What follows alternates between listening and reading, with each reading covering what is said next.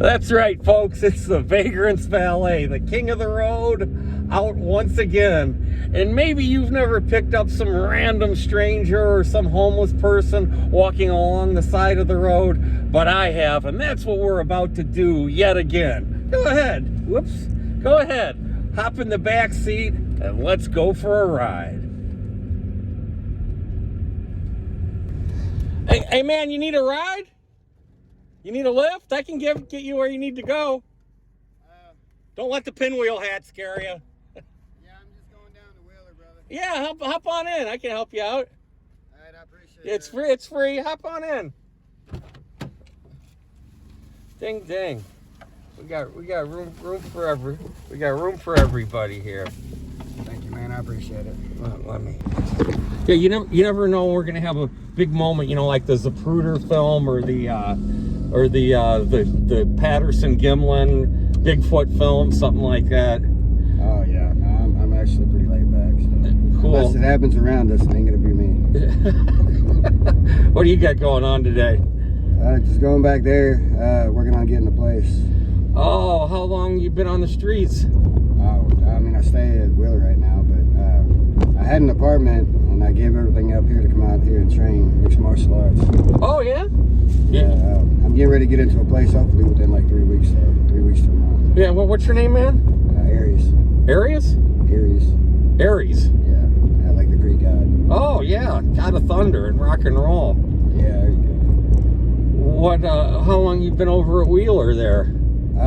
Waiting about 6 weeks. I just got my paper in not too long ago in Section 8, so I'm working on that. That's why I said probably about 3 weeks from now. Oh, how are the accommodations at Wheeler these days? It depends on who's there, but more or less, I mean, it's mainly okay. What? It's like the barracks, right? The big, huge room. Yeah, like a big dome or a big dorm room type thing. Open dorm room. Huh? Do they do the where you gotta like lights out and everybody's supposed to be quiet? Yeah, you know, I mean, it's almost the same as living in somebody else's house. You got on your feet, but well, that's what it's there for. That's what it's there for. How's the food these days? Is it? Yeah, the food's pretty good. Oh, that's I mean, it's not horrible. They give you the pumpkin pie on Sundays and all that, a little treat. Last Thanksgiving, yeah, they had like a What, do people in there get along? Are there fisticuffs and shoving matches, or? More, and believe it or not, more everybody gets along than not. Arguing and fighting is pretty rare. Oh, that's good. Because I know sometimes compassion and patience can be kind of short among the dudes, and it's all men, right? Yeah, it's all men. Yeah, they shut down the women's shelter, and not 100% why, but that kind of pissed me off a little bit. Well, where do the women go then? Streets. I mean, you see a lot more homeless guys than women, but there's they had like 11 there. They shut it down, so I ended up. But there's still plenty of women that need a place to go, especially when it's freezing cold. Yeah, especially when it's like freezing cold. Like it was like 5 degrees. There, I've talked to some people who said that they stay out when it's that cold. But man, I don't know if it's possible, because that's, I mean, if you have the right gear. Are you in this place or this one? This one here. Now, can you, like this place, can you get like a regular room? Not private or anything like that. That's where we done at over there, and this is where we, this is like the day room, and bedding's over here. Where we. Oh, you guys just kind of hang out? Yeah. All right, well, hey, look for me. And in terms of getting your own place, it's so important to keep up on that paperwork. Oh, yeah, I've got all mine right there in my bag. I'm working on, I had to pay one thing off, and I'm going to pay it off at the beginning of this month, and then after that's cleared up, then I can go and turn in my Section 8 paperwork and get a place. Yeah, because there's plenty of that kind of thing. It takes time, and most people don't keep up on it, and then they get passed over and everything, so. Yeah, most people. So. Well, it's mixed martial arts with multiple styles. But, so it's like judo, throwing people around and all that kind of thing? Have you ever seen UFC? Yeah, is that where they're in the cage? Yeah. And it's those mean dudes with tattoos and beards, and they give each other. Do you give the dude a pile driver? No, that would be pretty illegal. We have to be careful whenever it comes to a neck. Like, we can put cranks on, but we have to be careful. Well, you remember when Jerry the King Lawler, gave Andy Kaufman all those pile drivers? Oh, yeah, a long time ago. And then they were on David Letterman, and Andy Kaufman shows up with one of those Ted Kennedy neck braces, and they throwing coffee all over the place, and Andy Kaufman is going, you gave me all those pile drivers, and everybody thought it was funny. Yeah, the way, because he got up, and you could tell he didn't know where the hell he was, more or less who the hell he is. You know, it was at the time. So. Yeah, and then Andy Kaufman hired somebody, Mickey Hart, to beat up Lawler. But then Mickey Hart double-crossed him, and they ganged up on Kaufman, because Kaufman was such a smart aleck. That was great. It was in Memphis, Tennessee. And those hillbillies, they did not like Andy Kaufman at all. But those are good times. That happens, though. Yeah, so no more pile drivers then in the ring then. We don't last up like that in the cage. You know, the Undertaker still got his tombstone, whatever he used there. You know, but, WWE actually bought into the UFC not too long ago. Oh, wow. They bought in stock. Own part of it. Cool. Look up Craig's Entertainment too. Craig's Entertainment? Yeah, that's the name of the company that I'll be fighting for. Oh, excellent. You can go ahead and look at that and you'll see what I'm talking about. Oh, cool. It's just like different styles of martial arts against different styles of martial arts. Yeah, I like remember Chuck Norris in the Octagon? Oh, yeah. That movie? Yeah. Yeah, he was, yeah, you didn't want to mess with Chuck Norris, that's for sure. So, who's that dude? I guess a transgender person. Oh. Is he cool? I have no idea. Yeah. I'm a Patriot and straight, so I just gotta say it myself. All right. I got nice new windshield wipers here. All right, Aries. Hey, good luck to you, and I'll look you up. You'll see me around. Yeah, just send me a friend's request, follow me, and you'll see whenever I'm dropping advertisements for when I'm going to compete. All right. Hey, the future's looking bright. Yeah. Ding, ding. It's going to be a great summer. I had my first Muay Thai kickboxing match on November 18th. I won that one for CKE, so I'm switching over to the other side of it. Because there's two companies. There's CKE and then there's GE. And it's like one company but two separate styles. You know, one's just Muay Thai kickboxing, the other one's mixed martial arts. Do they like compete with each other? Like, sometimes. Whenever I was there that night, his featherweight champion fought the 125 champ in CKE and pure kickboxing. The night that I fought, and CKE's champion won and beat GE's champion. So, yeah, there's always that competition, kind of like the comic book guys, the DC guys and the Marvel guys didn't like each other, but then they would join forces, because I was a Dungeons and Dragons guy. Oh, they hated us. So they'd quit fighting amongst themselves to gang up on us Dungeons and Dragons guys, and then once they had us taken care of, then they'd go back to fighting amongst themselves. But yeah. Misery loves company. So yeah. Everybody's always trying to drag you into their boat. You know what I mean? Yeah, I hear you. All right, I'll see you around. All right, brother. All right, ding ding. Be safe. You too. All right. You looking for your friend's request, brother? Yeah, I'll be tuning in. See ya. Take care. Ding ding. Well, see, now there's an example we were just talking about of a guy who's got a lot going for him. He's got big plans, and he looks like he just needed somebody to talk to on a lonely Wednesday afternoon. Ding ding. And now let's get back out on the streets. That's right, folks. It's the Vagrant's Valet, and today we are going to start a brand new segment that we'll call Vagrant's Valet Viewer Voices. That's right. And what I'm going to do is I'm going to respond to a lot of the messages we get on the channel on a regular basis. So now, let's get to it. Okay, and as you can see, I'm pulling over as I'm reading. Jenny writes, I just stumbled across this channel, and as a recovering addict, the best thing is to have someone to talk to. I've been clean 15 years with love, support, and want to never go back. I hope the people get the help they want. It's so worth it. Okay, Jenny mentions that the best thing that helped her was having somebody to talk to. And here on Vagrant's Valet, I'm a man of means by no means.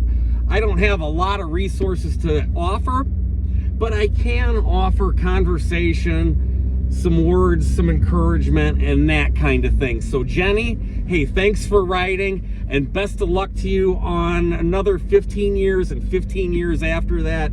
Thanks for writing, Jenny. Okay, I'm pulled over once again. Shane writes, I did what you're doing, meaning picking up strangers, about 7 years ago, but never filmed it. Now I have little or no sympathy for the homeless. You wouldn't believe the trouble it caused me for being good-hearted. I don't do it for sex or YouTube fame or for a God who doesn't exist. I did it because I had the time and wanted to see what would happen if I went out of my way for the low of society. Well, Shane has a really negative view on this type of thing, and you know, there can be bad experiences, but there are a lot of really, really good experiences. So Shane, hey, you hang in there. Thanks for writing. Thanks for sharing your story, and we'll look forward to talking to you more in the future, Shane. Okay, Shane's message was kind of a downer, but hey, let's hear from Scott, shall we? Scott writes, I always pick up people walking down the side of the road. All right, Scott, white, black, young or old.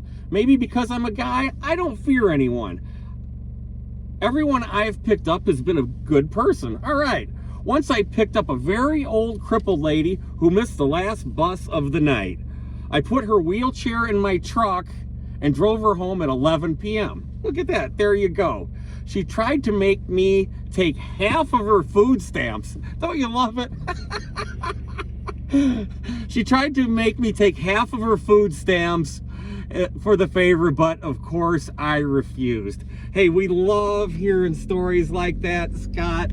And I've had, for the very few negative experiences I've had, and they have been very few, I've had many, many, many, many more like the story that you shared with us. And if you have any other stories like that, Scott, we'd absolutely love to hear from them. And anybody else, go ahead, put it in the comments. What have you been doing? We're back to one. Let's see. JD writes, you are wasting your time, energy, and money on people that would rob and kill you if they thought they could get away with it. Were you raised by a single mother? Your craving to help screams like no father taught you the dangers of what you're doing. Well, I think JD there is kind of trying to psychoanalyze me. I think we have a Sigmund Freud type there. That's pretty deep. I don't know much about Sigmund Freud, but for you history buffs out there, I know that in Vienna, Austria, I believe it was in the summer of 1911, let's see, Hitler, Stalin, Broz Tito, Vladimir Lenin, and Sigmund Freud all lived in Vienna and probably hung out at this little cafe. I've actually been to this little cafe. There's no evidence that they ever knew each other, and probably didn't. But it's and Trotsky was there too. But it's an amazing coincidence that all those prominent figures of the 20th century were living in the same city, in the same neighborhood, and they probably hung out at the same little cafe where all the, you know, revolutionaries hung out. So what that has to do with JD and him trying to psychoanalyze me, I don't know, but it's a fun historical fact for all you history buffs.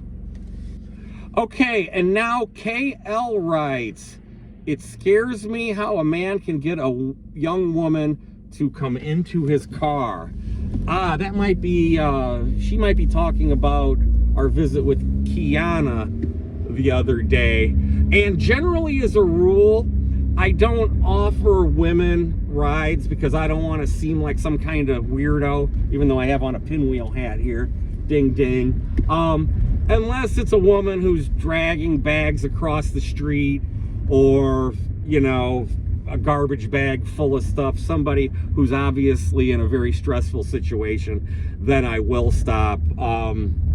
Safety is a big concern, and KL, I definitely appreciate you bringing that up. Ding, ding. Let's see what else we have on Vagrant's Valet viewer voices. Oh, this one's good. Summer writes, "That's my dad. He's definitely crazy, but a good-hearted person. I picked up somebody's dad. Thanks for being kind and giving him a ride. Ha ha." And there's a few hearts here from Summer. Actually, who she's referring to, I believe Mark is his name. He's the one that I called the wacky stranger. He was hilarious. I think he might have been having some holy water too. Really nice, really delightful, really funny, very philosophical, Mark is. And he's not homeless, but he's very animated and very much a presence on the street scene downtown. So that's funny. I picked up somebody's dad, and thankfully Mark, the stranger I picked up, seems to be doing just fine. We're not going to worry about Mark, but we are going to look forward to seeing Mark again soon. All right, folks, we're rolling right along here. Next up is Michael. Uh-oh, this one's kind of a downer, but that's okay. We respond to all the messages that are pertinent and get us thinking. Michael writes, "I still think you're going to get murdered or stabbed, but," all caps, "these videos really show how bad and insane these drug addict people get. You can't reason with them at all, and their minds go 1,000 miles an hour. It's so sad to see lives get destroyed over these stupid substances." You know, like I mentioned earlier, safety is, you know, a concern. It's an occupational hazard. I have faith that nobody is beyond redemption, and there are a lot of stories of success. So we're here to help. We're here to do what we can, and we appreciate you writing, and please write again, Michael. Okay, next up, we have Patricia. All right, Patricia writes, "Just a tip, maybe don't tell them not to sleep outside. They don't want to, believe me, and it only makes them feel worse that they don't have a home. I was once homeless for 6 months. Wow, this is a redemption story. So I understand how they feel. I love watching your channel." Patricia writes, ding, ding. Well, and we love hearing from you, Patricia. Great story of redemption. Glad to hear you're doing well. In terms of them sleeping outside, we just had -5-degree weather here in southern Indiana, and that's, I mean, if you have good gear, you can sleep outside and be safe, but there's people that freeze to death. So when it gets that cold, that's when I really encourage our friends to go ahead and go over to the Mission, or there's a few other homeless options out there. Hey, great hearing from you, Patricia. Let's see who's up next. Oh, this is another fun one, lighthearted one. Mary Kay writes, "So cool. The minute your video started, I started smiling." How about that? I love your hat. I don't think she's talking about my nice new pinwheel hat, but it was another hat. "Keep up the great spirit you have. It's a pleasure. God is always good. Love to all from California." I think I might have a groupie there. No, seriously, appreciate your good wishes, Mary Kay. Hope everything's going great out there in California. We love the West Coast. Ding, ding. All right, next up is Joni. And I've mentioned before, probably 5%, 1 in 20 messages I get are kind of negative. And Joni here, folks, she's throwing a little shade my way. Get a load of this. Joni writes, "These people you are ousting for your own views or fame are human beings. They are in survival mode. A few of them are not even vagrants. You prey on their vulnerabilities so that you can be famous in a made-up world." Like I said, Joni's being a little bit hard on me here, folks. Joni writes, "I see through you, and God does too. I'd hate to see how great you are when you pick up a real criminal and they blah, blah, blah, blah, blah, blah, blah to you. I'm not even going to read that. That will be karma. Shame on you. Like I said, I probably get maybe, I don't even know if it's 1 in 20 messages that are of that sort, that I'm preying on homeless people or trying to become YouTube famous or YouTube rich. I don't even know if you can become YouTube rich, and I'm obviously, the Vagrant's Valet command vehicle is a 2006 Hyundai Elantra, but I do have nice new windshield wipers that a viewer graciously donated. So, hey Joni, keep watching and maybe give me another chance and let me know about how you feel, what's going on here in the future. Okay, after that one with Joni, we've got a pick me up from Manchild. He writes, another great video. What I enjoy seeing in the short interactions is how people are suspicious of what your motive is, like religion or something, but by the end, they are very relaxed. Hey, Manchild, that's a great observation, and believe me, when I pull over and yell, hey, you want a ride? Climb on in. Some people are definitely hesitant, and you're right, to a large degree, by the time I drop them off, a lot of times I've even made a friend. So, hey, Manchild, thank you for writing, and keep watching. Ding, ding. Okay, Paco writes, my wife and I were traveling 55 miles an hour down a road in Georgia. An elderly black woman was frantically waving at passing cars in front of her. I pulled over thinking it was a medical emergency or something. She opened the back door and jumped in before I could stop her. Then she said, give me a ride to the store up the road. I figured since she was already in that it was going to be that way and it would just be easier to drop her off than to drag her out. Which I was prone to do since she literally just got in my truck without even saying, how you doing? On the way about 2 miles up the road, she started asking me for money, a cigarette, and a ride back. She ruined anyone else's chance for a gesture of kindness from me. I pulled over thinking she just needed help, but she wanted a handout. And then Paco closes, sorry for the mini novel. Hey, it's like I mentioned before, everyone, you do get situations that are uncomfortable in which people start making unreasonable requests, but truly they are far and few between. I'd say, I mean, people don't even really ask me for money. Once in a while they do, but not very much. And like I mentioned before, the good definitely outweighs the bad. Hey, try it again, Paco. Thank you for watching. Ding, ding.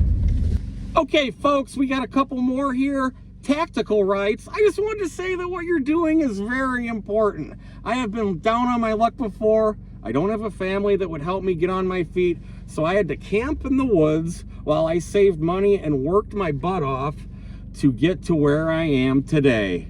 No one would help me with anything. People treated me awful, but I never asked for a dime. Thank you for what you do. God bless you and everyone. Hey, Tactical has a tremendous attitude. Another story of redemption. There are some people that I've picked up recently who are camping out in the woods and really roughing it into some real tough situations.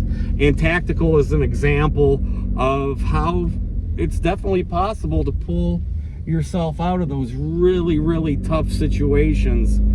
And it's an inspiration, I think. Hey, Tactical, thanks for sharing your story. It's great, and ding ding on that one. Right on.